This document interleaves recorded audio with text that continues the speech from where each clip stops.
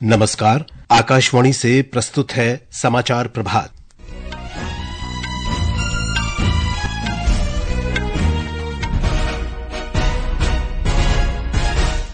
National conference नेता उमर अब्दुल्ला आज सुबह जम्मू कश्मीर के मुख्यमंत्री पद की शपथ लेंगे। विदेश मंत्री डॉक्टर सुब्रमण्यम जयशंकर आज इस्लामाबाद में शंघाई सहयोग संगठन शिखर सम्मेलन में भाग लेंगे।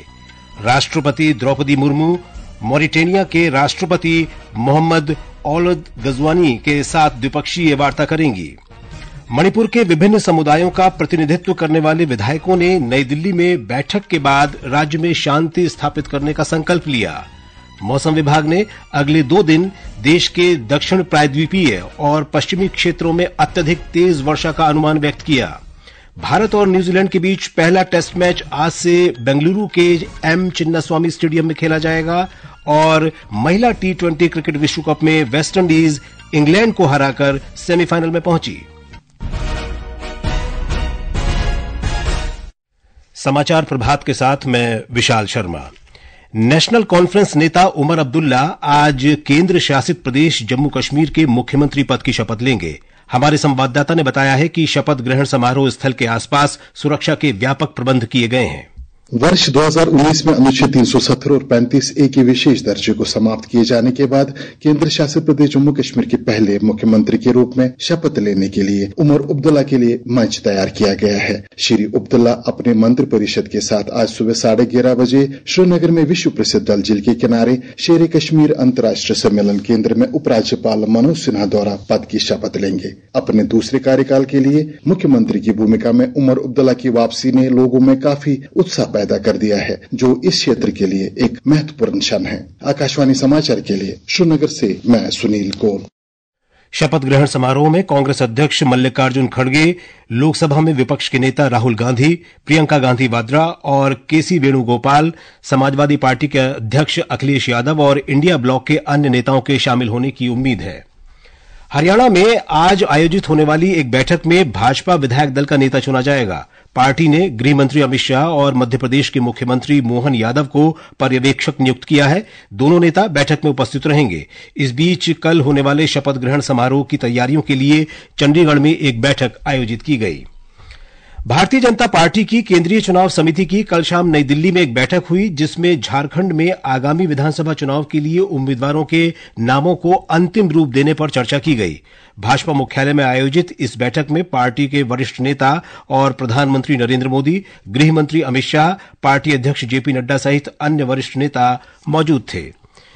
निर्वाचन आयोग ने महाराष्ट्र और झारखंड विधानसभा चुनाव कार्यक्रम की घोषणा कर दी है। झारखंड में 13 और 20 नवंबर को 2 चरणों में और महाराष्ट्र में 20 नवंबर को एक ही चरण में वोट डाले जाएंगे। दोनों राज्यों की मतगणना 23 नवंबर को होगी। मुख्य निर्वाचन आयुक्त राजीव कुमार ने नई दिल्ली में कहा कि 288 सदस्यीय महाराष्ट्र विधानसभा के लिए अधिसूचना 22 अक्टूबर को जारी की जाएगी। झारखंड में विधानसभा चुनाव की तारीखें घोषित होने के बाद राजनीतिक गतिविधियां तेज हो गई हैं। राज्य में अगले महीने की 13 और 20 तारीख को 2 चरणों में चुनाव होगा। मतगणना 23 नवंबर को होगी। ब्यौरा हमारे संवाददाता से। एनडीए और इंडिया अलायंस उम्मीदवारों की सूची को अंतिम रूप देने में जुटे हुए हैं। झारखंड विधानसभा चुनाव के सह प्रभारी हेमंत विश्व शर्मा ने कहा है कि भाजपा इस बार आजसू पार्टी, जनता दल यूनाइटेड और चिराग पासवान के नेतृत्व वाली लोक जनशक्ति पार्टी के साथ मिलकर चुनाव लड़ेगी। दूसरी ओर झारखंड मुक्ति मोर्चा का गठबंधन कांग्रेस, आरजेडी और CPI-ML के साथ है। झारखंड मुक्ति मोर्चा ने घटक दलों के साथ बातचीत करने के लिए पार्टी अध्यक्ष शिबू सोरेन और कार्यकारी अध्यक्ष हेमंत सोरेन को अधिकृत किया है। इस बीच कांग्रेस ने विधानसभा चुनाव के लिए 3 पर्यवेक्षकों की नियुक्ति की है। आकाशवाणी समाचार के लिए कृष्ण कुमार लाल। विदेश मंत्री डॉक्टर सुब्रमण्यम जयशंकर आज इस्लामाबाद में शंघाई सहयोग संगठन SCO के शासनाध्यक्षों की परिषद की 23वीं बैठक में भाग लेंगे। वे पड़ोसी देश पाकिस्तान के 2 दिन के दौरे पर कल पाकिस्तान पहुंचे। पाकिस्तान की अध्यक्षता में हो रही SCO की इस बैठक में डॉक्टर जयशंकर भारत का प्रतिनिधित्व करेंगे। इससे पहले डॉक्टर जयशंकर ने कहा था कि उनकी पाकिस्तान यात्रा एक बहुपक्षीय उद्देश्य के लिए है। उन्होंने इस अवसर पर किसी भी द्विपक्षीय वार्ता की संभावना से इंकार किया था। ये 9 वर्ष में किसी भारतीय विदेश मंत्री की पड़ोसी देश की पहली उच्च स्तरीय यात्रा है। राष्ट्रपति द्रौपदी मुर्मू अल्जीरिया की 3 दिन की यात्रा संपन्न करने के बाद अपने दौरे के दूसरे चरण में आज मॉरिटेनिया के लिए रवाना होंगी। राष्ट्रपति मुर्मू ने भारत और अल्जीरिया के बीच संबंधों को मजबूत करने के उद्देश्य से उच्च स्तरीय नेताओं और शिष्टमंडल के साथ विभिन्न द्विपक्षीय बैठकें की। हमारी संवाददाता ने बताया है कि मॉरिटेनिया की 1 दिन की यात्रा में राष्ट्रपति कई कार्यक्रमों में शामिल होंगी। सेक्रेटरी विदेश मंत्रालय अरुण कुमार चैटर्जी ने राष्ट्रपति की अल्जीरिया यात्रा पर मीडिया को संबोधित करते हुए कहा कि यह एक बहुत ही ऐतिहासिक यात्रा रही है और इससे दोनों देशों के बीच राजनीतिक, आर्थिक और सांस्कृतिक संबंधों को बढ़ावा मिलेगा। श्री अरुण कुमार ने कहा कि भारत ब्रिक्स में अल्जीरिया की सदस्यता के मामले के समर्थन करेगा जब भी यह मामला सम्मेलन में लाया जाएगा। यात्रा के दूसरे चरण में राष्ट्रपति आज मॉरिटानिया में 1 दिन का दौरा में कई कार्यक्रमों में भाग लेंगे। राष्ट्रपति Draupadi Murmu Islamic Republic of Mauritania के राष्ट्रपति मोहम्मद औद गसौनी और अन्य नेताओं के साथ द्विपक्षीय बैठकें करेंगे और भारतीय प्रवासियों के साथ बातचीत भी करेंगे। अल्जीरिया से आकाशवाणी समाचार के लिए मयूष शाह। राष्ट्रपति द्रौपदी मुर्मू 3 देशों अल्जीरिया, मॉरिटेनिया और मलावी की यात्रा पर हैं। अपनी यात्रा के तीसरे चरण में राष्ट्रपति कल मलावी पहुंचेंगी। इन देशों की यात्रा का उद्देश्य अफ्रीकी देशों के साथ भारत के संबंधों को सशक्त करना और विस्तार देना है। प्रधानमंत्री नरेंद्र मोदी ने कल्याणकारी योजनाओं को अंतिम व्यक्ति तक पहुंचाने में भारत में डिजिटल कनेक्टिविटी की भूमिका की सराहना की है। श्री मोदी ने आर्टिफिशियल इंटेलिजेंस के नैतिक उपयोग का आह्वान करते हुए सुरक्षा, सम्मान और समानता को प्राथमिकता दिए जाने पर बल दिया है। उद्योग जगत के नेताओं ने नई दिल्ली में अंतर्राष्ट्रीय दूरसंचार संघ ITU और विश्व दूरसंचार मानकीकरण सभा WTSA 2024 के दौरान 8वीं भारत मोबाइल कांग्रेस में डिजिटल इंडिया के लिए प्रधानमंत्री नरेंद्र मोदी की दूरदर्शिता की सराहना की है। इन नेताओं ने सुधार, नवाचार और सहयोग के लिए सरकार के सहयोग की भी सराहना की। एक रिपोर्ट। रिलायंस जियो इंफोकॉम लिमिटेड के चेयरमैन आकाश अंबानी ने प्रधानमंत्री नरेंद्र मोदी के दूरदर्शी नेतृत्व की सराहना की। भारतीय एयरटेल के संस्थापक और चेयरमैन सुनील भारती मित्तल ने डिजिटल इंडिया के लिए प्रधानमंत्री नरेंद्र मोदी की दूरदर्शिता पर जोर देते हुए दूरसंचार के क्षेत्र में भारत की यात्रा का उल्लेख किया। आदित्य बिड़ला समूह के चेयरमैन कुमार मंगलम बिड़ला ने डिजिटल कनेक्टिविटी के महत्व को पहचानने में सरकार द्वारा दिए जा रहे दृढ़ समर्थन को रेखांकित किया। अंतर्राष्ट्रीय दूरसंचार संघ ITU की महासचिव सुश्री डोरेन बोगदान मार्टिन ने इस बात पर जोर दिया कि किस तरह श्री मोदी ने सार्वजनिक डिजिटल बुनियादी ढांचे को पूरी दुनिया के साथ साझा करने की भारत की महत्वाकांक्षा को स्पष्ट करने का नेतृत्व किया। आनंद की रिपोर्ट के साथ समाचार कक्ष से मनोज। मणिपुर के कुकी, जोमार, मैतेई और नगा समुदायों का प्रतिनिधित्व करने वाले विधानसभा सदस्यों के एक समूह की कल नई दिल्ली में एक बैठक हुई, जिसमें राज्य के वर्तमान परिदृश्य पर चर्चा की गई। गृह मंत्रालय ने एक वक्तव्य में कहा है कि बैठक में सर्वसम्मति से फैसला किया गया कि राज्य के सभी समुदायों से अपील की जाए कि वे हिंसा का रास्ता छोड़ दें, ताकि निर्दोष नागरिकों को इन हिंसक घटनाओं का शिकार होने से बचाया जा सके। उत्तर प्रदेश के मुख्यमंत्री योगी आदित्यनाथ ने कल लखनऊ में अपने आवास पर इस्राएल के राजदूत रुवैन अजर से मुलाकात की। दोनों नेताओं ने उत्तर प्रदेश के विशेष संदर्भ में दोनों पक्षों के बीच संबंधों को और मजबूत करने के तरीकों पर चर्चा की। प्रयागराज में अगले वर्ष आयोजित होने वाले महाकुंभ को अधिक सुरक्षित बनाने और पुलिस के आधुनिकीकरण तथा ड्रोन निरोधक तकनीक के लिए भी इस्राएल से मदद की अपेक्षा है। दोनों नेताओं ने इस्राएल के लिए उत्तर प्रदेश से कुशल जनशक्ति उपलब्ध कराने पर भी बातचीत की।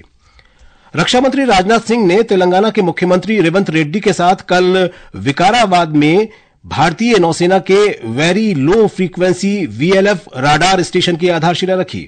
इस अवसर पर उन्होंने कहा कि VLF स्टेशन का निर्माण देश के समुद्री हितों को सुरक्षित करने की दृष्टि से किया जा रहा है। उन्होंने भरोसा जताया कि ये सशस्त्र बलों के लिए वरदान साबित होगा। संसद की संयुक्त समिति JPC की कल नई दिल्ली में एक बैठक हुई, जिसमें वक्फ संशोधन विधेयक 2024 पर चर्चा की गई। लोकसभा सदस्य जगदम्बिका पाल की अध्यक्षता में आयोजित इस बैठक में विधेयक के संबंध में अल्पसंख्यक मामलों के मंत्रालय के प्रतिनिधियों से मौखिक साक्ष्य लिया गया। संयुक्त संसदीय समिति इस विधेयक की जांच कर संसद के शीतकालीन सत्र के दौरान अपनी रिपोर्ट सौंपेगी। और अब खेल जगत की खबरों के साथ हैं आकर्षिता सिंह। भारत और न्यूजीलैंड के बीच 3 टेस्ट मैचों की श्रृंखला का पहला मैच आज से बेंगलुरु के एम चिन्नास्वामी स्टेडियम में खेला जाएगा। ये मैच सुबह 9:30 बजे से शुरू होगा। श्रृंखला का दूसरा टेस्ट 24 से 28 अक्टूबर तक पुणे के महाराष्ट्र क्रिकेट एसोसिएशन स्टेडियम में खेला जाएगा, जबकि तीसरा और अंतिम टेस्ट 1 से 5 नवम्बर तक मुंबई के वानखेड़े स्टेडियम में होगा। आईसीसी महिला T20 विश्व कप क्रिकेट में वेस्टइंडीज ने कल रात दुबई में इंग्लैंड को 6 विकेट से हराकर सेमीफाइनल में जगह बना ली है। ग्रुप बी में खेले गए मैच में पहले बल्लेबाजी करते हुए वेस्टइंडीज की टीम ने इंग्लैंड को निर्धारित 20 ओवर में 7 विकेट पर 141 रन पर ही समेट दिया। शानदार बल्लेबाजी करते हुए इंग्लैंड की नताली सिवर ब्रंट ने 50 गेंद पर 57 रन बनाए। वेस्टइंडीज की आफी फ्लेचर ने 3 विकेट लिए। 141 रन के जवाब में वेस्टइंडीज की टीम ने 12 गेंद रहते हुए लक्ष्य को हासिल कर लिया। ओपनर कियाना जोसेफ और हेली मैथ्यूज ने 50-50 रन बनाए। जोसेफ को प्लेयर ऑफ द मैच घोषित किया गया। ग्रुप ए से ऑस्ट्रेलिया और न्यूजीलैंड सेमीफाइनल में पहुंच चुके हैं, जबकि ग्रुप बी से दक्षिण अफ्रीका ने भी वेस्टइंडीज के साथ सेमीफाइनल में अपनी जगह बना ली है। पहले सेमीफाइनल में ऑस्ट्रेलिया का मुकाबला कल दुबई में दक्षिण अफ्रीका से होगा। दूसरे सेमीफाइनल में शुक्रवार को शारजाह में वेस्टइंडीज और न्यूजीलैंड आमने सामने होंगे। फाइनल मैच रविवार को खेला जाएगा। मौसम विभाग ने अगले 2 दिनों के दौरान देश के दक्षिणी हिस्सों तथा पश्चिमी क्षेत्र में अत्यधिक तेज बारिश का अनुमान व्यक्त किया है। कल तक कोंकण और गोवा में भी तेज वर्षा होने के आसार हैं। तमिलनाडु में मौसम विभाग ने कहा है कि बंगाल की खाड़ी में चेन्नई से लगभग 490 किलोमीटर दूर कम दबाव का क्षेत्र बना हुआ है। इसके कल सुबह पुदुचेरी और नेल्लोर के बीच उत्तरी तमिलनाडु और दक्षिणी आंध्र प्रदेश के तटों से भीतरी भागों पर पहुंचने की संभावना है। इसके प्रभाव से अगले 24 घंटों में मूसलाधार बारिश होने के आसार हैं। चेन्नई, कड्डलूर, एन्नोर, कत्तुपल्ली और पुदुचेरी में तूफान की सिग्नल 3 स्तर की चेतावनी जारी की गई है। कई जिलों में आज तेज बारिश होने की संभावना के मद्देनजर शैक्षणिक संस्थान बंद किए गए हैं। ये समाचार हमारी वेबसाइट www.newsonair.gov.in और हमारे न्यूज ऑन एआईआर ऐप पर भी उपलब्ध हैं। और अब आज के समाचार पत्रों की सुर्खियों के साथ हैं दिवेंद्र त्रिपाठी। धन्यवाद विशाल। महाराष्ट्र और झारखंड में विधानसभा चुनाव तिथियों की घोषणा आज के सभी समाचार पत्रों की पहली खबर है। राजस्थान पत्रिका की सुर्खी है, महाराष्ट्र झारखंड में बजा चुनावी बिगुल, एनडीए और इंडिया की साख दांव पर। हिंदुस्तान ने लिखा है, 14 राज्यों की 48 विधानसभा सीटों पर उपचुनाव की भी घोषणा। वहीं अमर उजाला ने एग्जिट पोल पर मुख्य निर्वाचन आयुक्त के बयान को दिया है कि एग्जिट पोल और फटाफट रुझान पर तय होनी चाहिए जवाबदेही। मुफ्त सौगातों पर निर्वाचन आयोग से जवाब तलब दैनिक ट्रिब्यून में है। पत्र के अनुसार सुप्रीम कोर्ट ने चुनावों के दौरान राजनीतिक दलों द्वारा मुफ्त सौगातों के वायदों के खिलाफ एक नई याचिका पर केंद्र और निर्वाचन आयोग से मांगा जवाब। विश्व दूरसंचार मानकीकरण कार्यक्रम के उद्घाटन अवसर पर प्रधानमंत्री नरेंद्र मोदी के शब्द दैनिक जागरण में है। प्रधानमंत्री ने कहा, कोई भी देश अकेले साइबर खतरे और चुनौतियों से नहीं निपट सकता। भारत और कनाडा के बीच जारी तनातनी भी अखबारों की सुर्खी बनी है। राष्ट्रीय सहारा लिखता है, कूटनीतिक विवाद और गहराया, भारत ने कनाडा के नए आरोपों को सिरे से खारिज किया। अमेरिका से 31 प्रीडेटर ड्रोन खरीदेगा भारत, दोनों देशों के बीच 32,000 करोड़ रुपए की डील। दैनिक भास्कर के अनुसार भारत को मिलेंगे हंटर किलर ड्रोन, चीन सीमा पर बढ़ेगी देश की युद्ध क्षमता। 100% इको फ्रेंडली, ग्रीन, ऑर्गेनिक जैसे दावों का आधार बताना होगा कंपनियों को। नवभारत टाइम्स ने लिखा है, सेंट्रल कंज्यूमर्स प्रोटेक्शन अथॉरिटी ने पर्यावरण से जुड़े फर्जी दावों पर लगाम कसने के लिए जारी की गाइडलाइंस। धन्यवाद देवेंद्र। और अब अंत में मुख्य समाचार एक बार फिर। नेशनल कॉन्फ्रेंस नेता उमर अब्दुल्ला आज सुबह जम्मू कश्मीर के मुख्यमंत्री पद की शपथ लेंगे। विदेश मंत्री डॉक्टर सुब्रमण्यम जयशंकर आज इस्लामाबाद में शंघाई सहयोग संगठन शिखर सम्मेलन में भाग लेंगे। राष्ट्रपति द्रौपदी मुर्मू मॉरिटेनिया के राष्ट्रपति मोहम्मद ओलद गजौनी के साथ द्विपक्षीय वार्ता करेंगी। मणिपुर के विभिन्न समुदायों का प्रतिनिधित्व करने वाले विधायकों ने नई दिल्ली में बैठक के बाद राज्य में शांति स्थापित करने का संकल्प लिया। मौसम विभाग ने अगले 2 दिन देश के दक्षिण प्रायद्वीपीय और पश्चिमी क्षेत्रों में अत्यधिक तेज वर्षा का अनुमान व्यक्त किया। भारत और न्यूजीलैंड के बीच पहला टेस्ट मैच आज से बेंगलुरु के एम चिन्नास्वामी स्टेडियम में खेला जाएगा। और महिला T20 क्रिकेट विश्व कप में वेस्टइंडीज इंग्लैंड को हराकर सेमीफाइनल में पहुंचा। इसके साथ ही समाचार प्रभात का ये अंक समाप्त हुआ। नमस्कार।